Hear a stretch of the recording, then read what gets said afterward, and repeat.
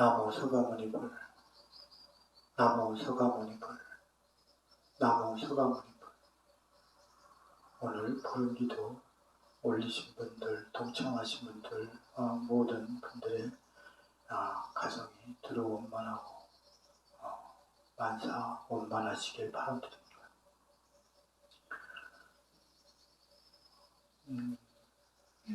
제가 매번 기도 때마다 이 법회를 꼭 하려고 하는 이유는 우리가 단순히 기도만 해서는 되지 않거든요.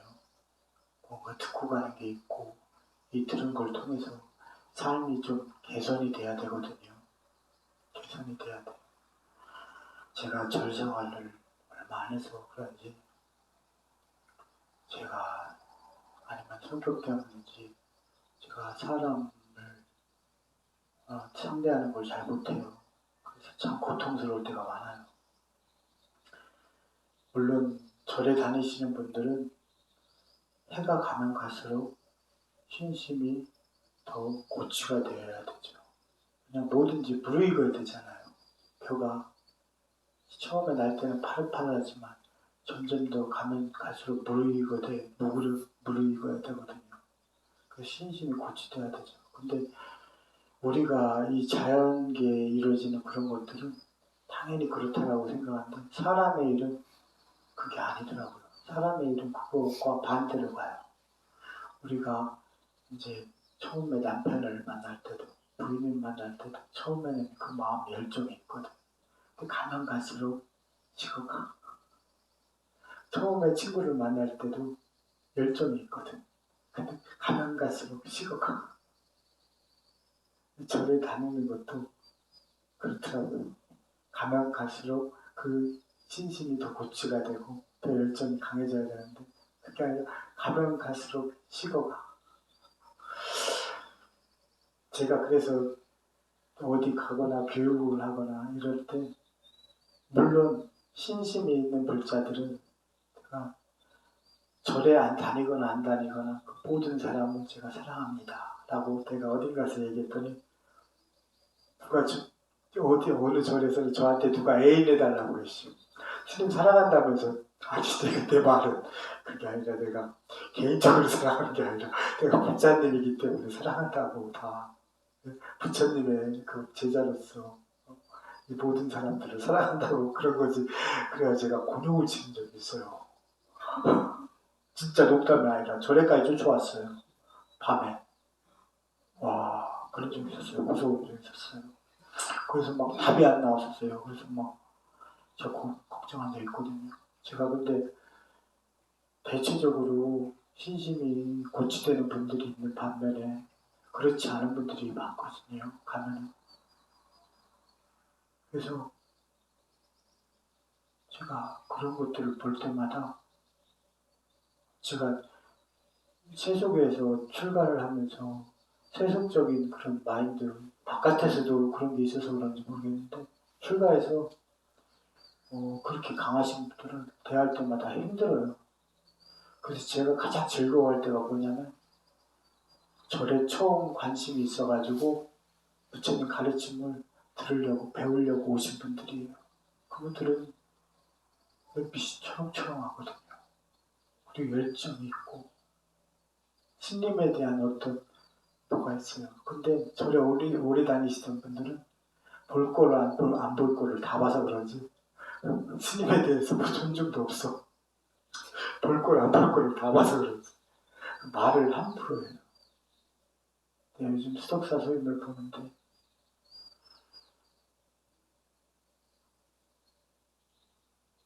굉장한 회의감을 느껴요. 볼 때마다. 특히 절에 오래 다니셨다고 하는 분들, 그런 분들. 어느 절에서는 그런 것도 있었어요. 이거 실제 스님 저한테 고무신을 사준다고 하더라고요. 스님 고무신을 신어야 된다고 스님들은. 그래서 제가 그랬어요. 제가 고무신을 신으면 제가 무좀이 생겨서 저 고무신을 못 신습니다. 이렇게 얘기했어요. 그때 그 보살님이 절에 한 50년 넘게 다니신 분이거든요. 네? 그분이 저한테 뭐라고 했냐면요. 딱 멘트 그대로예요. 나이가 70좀 넘으셨는데 스님이 해중이라 그래요. 스님이 해중이라 그래요. 예, 반말로. 반말로. 예, 해중이라 그렇다. 내가 그런 얘기도 내가 또 설명해주고 싶어요. 고무신 얘기하니까.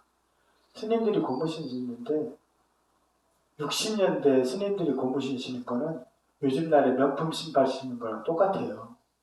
예, 그 당시엔 그게 최고급이었어요. 그러니까 고무신 신는 거예요. 그 이전에는 뭐 고무신이 있었겠어요? 조선시대는 그럼? 조선시대는 고무신이 있었겠어요? 60년대, 70년대는 고무신이 최고급 신발이기 때문에 그거 신고 스님들이. 예. 근데 오늘날에는 다르잖아요. 그 고무신이 공기를 다 막아버리거든.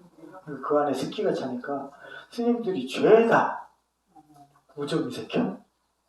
습기가 차서. 근데 그걸 내가 설령 이유를 설명하지 않았던데 내가 그걸 해서 무좀이 생겨서 그냥 그거 못 신다 했더니 나한테 대뜸 한다는 얘기가 해중이라 그렇다라고 얘기하더라고. 그것도 반말로. 어느 절에 가면은 황금 가사를 두르고 다니는 보살님이 있어요. 물론 그것에 대해서 자신감을 갖고 있는 거는 좋다고 생각해요. 근데 그래요. 스님들한테 내가 보살계를 몇십 번 봤어요. 그 30번 넘게 받으면 그걸 주거든요. 네모난 가사, 금상. 그 앞에. 그걸 항상 절에 올 때마다 걸고 다녀요. 그 암 안에 가득 차 있거든. 절에 그렇게 오래 다녀도. 그게 단순히 기도만 하고 가고 내가 불교에 대해서 배우고 좀 뭔가 이 불교랑 무엇이고 이런 것들에 대해서 내가 마음속으로 갖지 않았기 때문에 그런 거예요. 그런 생각이 일어나는 거. 절에 올 때는 세속에 있었던 그 모든 견해들을 버리고 스님 얘기를 들어야 돼요. 물론 스님들이 얘기를 잘해줘야 되는 건 맞아요. 옳은 얘기를 해야 되고 틀린 얘기를 하면 안 되겠죠. 근데 최소한 이런 얘기를 해줄 때 그런 분들이 있어요. 여기에 예전에 사물을 보던 보살이 있었어요. 한 분하고 대화를 하고 있었는데 난 삶의 근본에 대해서 목이 마르네. 삶의 근본에 대해서 얘기해주고 있었어요. 근데 상대도 못 받아들이죠. 바깥에 습성이 있기 때문에 자기가 안다고 생각하기 때문에 못 받아들입니다. 나는 그 근본을 얘기하지 마. 근데 사물을 보던 그 직원이 내뜻 끼어들어가지고 스님이 바깥 세상을 모르셔서 그래요 라고 하더라고요. 그분도 절에서 자원봉사도 하고 그렇게 했다는 그 사무장인데 내가 그 사무장을 자른 이유도 그것도 들어갑니다. 함부로 말을 스님이 얘기하는데 신도하고 상담을 하는데 내가 그렇다고 허튼 소리 세속적인 얘기를 하지 않는데 웬만하면 신도들하고 거기에 껴들어가지고 스님이 세상을 모른다고 그래서 그런다고 우리 몇 번씩이나 계속 껴들더라고요. 그런 이유도 있어요. 자른 이유 중에 하나가 이렇게 신심이 없는 사람들 절에다 데려다 놓느니 나 혼자 그냥 내가 사무장도 하고 내가 공양도 하고 내가 다 하는 게 낫겠다. 아니 그냥 싶어서 내가 자른 거예요. 꼭 돈이 많이 나가서 그런 게 아니에요. 예. 근데 절에 다니면 이 신심이 오히려 고치가 돼야 되거든요. 근데 어느 절에도 가면은 여기도 이전엔 계속 그랬을 거예요. 제사로 신심을 고치시키고 뭐 특별한 기도로 신심을 고치시키고 이런 걸로만 고치돼서 그런 거는 아무 소용이 없어요. 내가 그것 자체가 소용이 없다는 게 아니라 세상에 모든 것은 안과 밖이 다 좋아야 돼요. 내가 기도를 하고 열심히 하면 그걸로 해서 내가 얻어지는 게 있으면 내가 밖에 가서 그걸 실천할 수가 있어야 되고 뭔가 변화되는 게 있어야 돼요. 근데 단순히 자기가 아무것도 모른 채 기도만 지내고 제사만 지냈기 때문에 그 가치를 못 가져간 거예요. 예. 제사를 올리면 어때요? 예? 사람에 대한 소중함을 인식하고 갈 수 있어야 되거든. 왜? 내가 제사를 올리게 되면 내가 존중하거나 이런 분을 제사를 지낼 거 아니에요. 그럼 그 제사를 통해서 부처님께 발언하는 것은 기본이지만 예?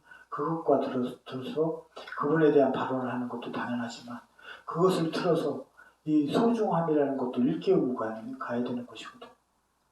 마치 이런 것처럼 기도를 할 때도 그것이 안과 밖으로 이루어지는 것들을 가져가야 되는 거거든. 근데 이 절뿐만 아니라 어디든지 마찬가지고 단순히 단 한 가지 기도라든가 제사나 이런 걸로만 그걸 연명했기 때문에 나한테 한다는 쉽게 나오는 얘기가 스님이 함부로 끼어들어가지고 세상을 몰라서 그래요 라고 얘기를 하던가 해중이라 그렇다는 얘기를 함부로 던지는 거예요. 그렇게 다녔기 때문에. 그래서 제가 그런 분들이 너무 많아요. 저를 다니시는 분들 중에. 그래서 저는 신도들하고 같이 있는 것보다 새로운 신도, 불교에 관심 있는 사람이 찾아온 사람들하고 있을 때가 가장 즐거워요. 왜? 그 사람들 뭔가 막 마음이 일어나거든. 근데 물론 신심이 있고 이렇게 있으신 분도 많아요. 적은 건 아니지만 그런 분들하고 같이 지내면 좋은데 그렇게 저한테 막말을 던지고 아무 생각 없이 자기 얘기를 내뱉고 이럴 때 보면 그때마다 막 가슴이 막 위가 아파요. 오늘도 그 얘기를 또 들었어요. 전화로 내가 그 얘기를 또 들었어요. 그래서 내가 그때마다 내가 이 짓을 해야 되나? 내가 신도들을 내가 저기 한다는 게 만약에 내가 처음부터 이렇게 사랑을 모은다면 그런 사람들은 하나둘씩 다 배제시킬 겁니다. 심심이 없거나 자기 생각이 너무 고치돼가지고 이기적인 사람들은 될 수 있으면 주변에 오지 않게 뭐 힘들거든. 그리고 그런 사람들은 여기 와서도 서로 간에 화목하지 않아요. 서로 간에 화목하게 지내야 되는데 그걸 못합니다. 이 안에서도 싸우려고 하고 그런 사람들 얼마나 화목하고 이렇게 오붓하고 즐겁고 저리 오면 네, 그래야 되거든. 서로 밥 먹을 때도 서로 화목하게 다정하게 이래야 되거든. 얼마나 좋아요. 그래야 내가 절에 올 때 즐겁지. 아 오늘 내가 절에 가는구나. 오늘 누구누구 다 나오겠네. 아이고 오늘 맛있게 뭐 이거 나서 해먹고 막 다 해야지. 그러면서 이런 즐거운 마음이 일어나야 되거든요. 근데 내가 기존에 있던 이제 다른 절의 소용을 보거나 이런 데에서는 내가 그게 안 되잖아요. 여기에서는 제가 몇 명이 나한테 왔다가 가기도 하고 했어요. 그런 강한 사람들, 성향이 강하고 좀 뭔가 문제를 일으킬 만한 소지가 된 사람들을 보냈어요. 왔다가도 보내고 했는데 왜냐면 여기는 화목하고 따뜻하고 서로가 즐거운 도량이 되어야 되기 때문에 아무리 인원이 적어도 좋아요. 인원이 적어도 좋아. 서로 화목하게 지내고 그러면서 즐겁고 내가 절에 오는 게 즐거워져야 되고 이렇게 돼야 되거든. 내가 뭔가 새로운 것을 배워가고 또 얻어가고 절에서 이런 게 돼야 됩니다. 특히 제가 불교가 20년 됐죠. 출가한 지 20년밖에 안 됐지만 20년 동안 내가 알고 있던 불교가 계속 변화했어요. 내가 잘못된 것들을 버리고 생각들을 버리고 또다시 좋은 생각들을 갖고 또 잘못 알고 있던 불교에 대해서 버리고 또 새로 제대로 된 불교에 대해서 다시 세우고 그리고 여러 가지로 이렇게 해서 20년을 고쳐왔지만 그래서 내 자신의 생각이라든가 그런 걸 좀 정립해서 이 불교 교재도 만들고 이런 여러 얘기도 이렇게 해줬어요. 될 수 있으면 올바른 가치 있는 유익한 그런 불교에 대해서. 근데 이게 가끔 그게 제어가 되지 않는 그 신도들을 부딪힐 때마다 내 가슴이 아파요. 가슴이 아파요. 한동안 힘들이 허리 다리 피우 의자 앉아요. 다리 펴도 돼요. 다리 펴도 돼요. 의자 앉아요. 편하게. 그 자기가 있잖아요. 어떤 고사님이 어제 수업하는 중에 방구를 끼더라고요. 불교에서. 내가 그래서 깨어야 된다고 했어요. 참으면 병나. 법당이라고 뭐 어떻게 자연현상을 어떻게 할 거야. 그건 어쩔 수 없는 거예요. 일부러 끼는 거는 아니지. 그렇지만 일부러 끼는 소리가 다르지 않냐? 근데 어쩔 수 없이 나오는 건 어쩔 수 없어요. 그거. 법당 안이라도 어쩔 수 없는 거예요. 그거는. 법당 안에서 트름이 나온다고 참아 지나고요? 안 되거든요. 저도 기침이 나면 하잖아요. 안 참아지거든. 그건 어쩔 수 없는 거예요. 예. 그러니까 다리 펴고 편하게 하죠. 기대서 등에. 기대서.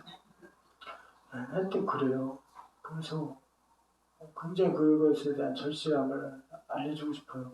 그래서 이 관음사는 정말 이 온순한 사람들, 그래도 불신이 있고 서로 간에 서로 우애질 줄 알고 이런 사람들만, 그렇지 않은 사람들은 다 내보내버리고 그런 사람들만 와서 이 도량에 올 때마다 즐거움이 일어나도록, 행복하도록, 그리고 내가 절에서 뭔가 배워가는 게 있도록 그렇게 만들고 싶어요. 여기에서 막 돈을 많이 모이게 되고 뭐 이런 걸 바라지 않습니다. 제가 주지를 여겨온 이상 이 절이 기존에 있었던 그런 절이 아닌 정말 화목하고 뭔가 있고 부처님의 가르침도 배워가고, 그래서 내가 매번 기도할 때마다 법회를 해서 부처님 가르침을 조금이라도 전해주려고 하는 거예요. 이 절의 가장 근간, 신도들의 근간은 뭐냐면, 스님들의 근간은 뭐냐면 화합이에요. 화합. 기독교나 이슬람교나 뭐 이런 힌두교 이런 데는 항상 적을 둡니다. 기독교나 이런 데들은 적 그리스도를 적으로 둬요. 그래서 적 그리스도와 싸우죠. 힌두교는 아수라를 적으로 삼아요. 그래서 자기들의 신인 인드라에게 식량을 불에 태워서 공급해가지고 그 힘으로 아수라를 쳐부수도록 합니다. 근데 불교는 그게 없어요. 쳐부술 대상. 그래서 오로지 화합이야. 신도들이 서로 화합하고 스님들도 서로 화합하고 서로 마음을 일치시키고 서로 부족한 부분을 채워주고 이렇게 돼야 돼요. 근데 적이 없다 보니까 내부에서 자기들끼리 적을 만들어. 자기들끼리 싸우고. 그때 만난 친구들도 그랬어요. 뭐 절에 다니는데 거기에 파벌 싸움이 좀 있다는 거. 어느 절이라고 얘기 안 할게요. 어느 절이라고 얘기 하면 안 돼. 파벌 싸움이 있다는 거예요. 그래서 나왔다는 거예요. 3년 전에. 도저히 못 다니겠어서. 그런 걸 알아야 되거든요.